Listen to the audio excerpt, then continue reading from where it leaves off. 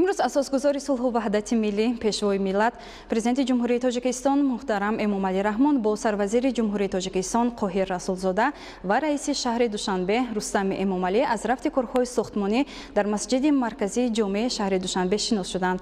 ضمن شناسایی با رفت کارهای ساختمانی سرور دولت توجه بیناکاران را بیشتر به اجرای با صفت کارهای سبز و خرمگردانی و وسعت کارهای آبادانی و کبودیزارکنی اطراف و حدود مسجد مرکزی جامع شهر دوشنبه جواب نمودند. گزارش همکاران ما از خدمات مطبوعات پرزیدنت جمهوری تاجیکستان.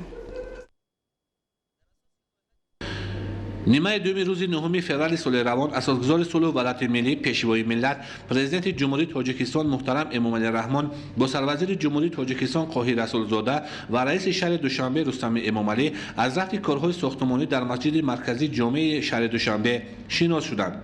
در اساس لایحه‌ای که با نظرداشت عنصرهای باستانی و معاصر صنعت معماری تاجیکی و جهانی آماده شده است، مسجد از 4 مناره بلندیش 75 متره و 24 گنبد خرد و کلان عبارت خواهد بود. این مسجد بزرگ در میدان 12 گیتار زمین جایگیر شده از بینای موضع‌های نمازخانه، کتابخانه، آثارخانه، تالارهای مجلسی و قبول مهمانان برای ملاقات و گفت و شنیدها عبارت خواهد بود.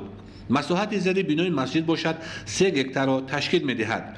این حال در این انشاءات بزرگ بیش از 350 نفر کارگران فعالیت دارند. کارهای ساختمان و وصلگری از جانب شرکت‌های وطنی پروژه اساسی جمعیت سهامی کشاده SCS انشاءات و جمعیت سهامی کشاده سامان تجهیزات انجام یافته در دوره بنیاد مسجد بیش از 700 نفر بیناکار محلی با کار و معاش خوب تأمین شدند.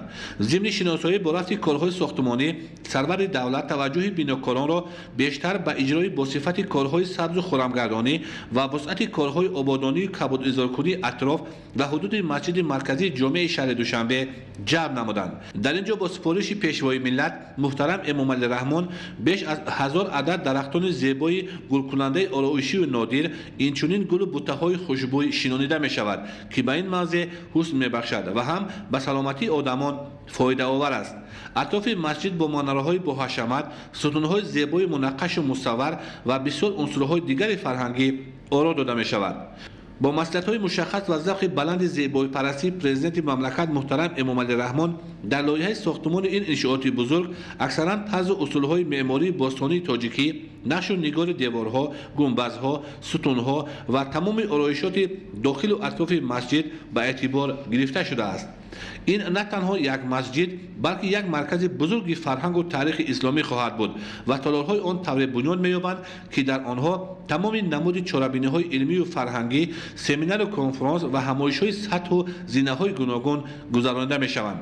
با اندیشه پرزیدنت مملکت انشاءات که با طرح خود در آسیا مرکزی نادر میباشد باید 100 ساله‌ها به نسل آینده خدمت رساند.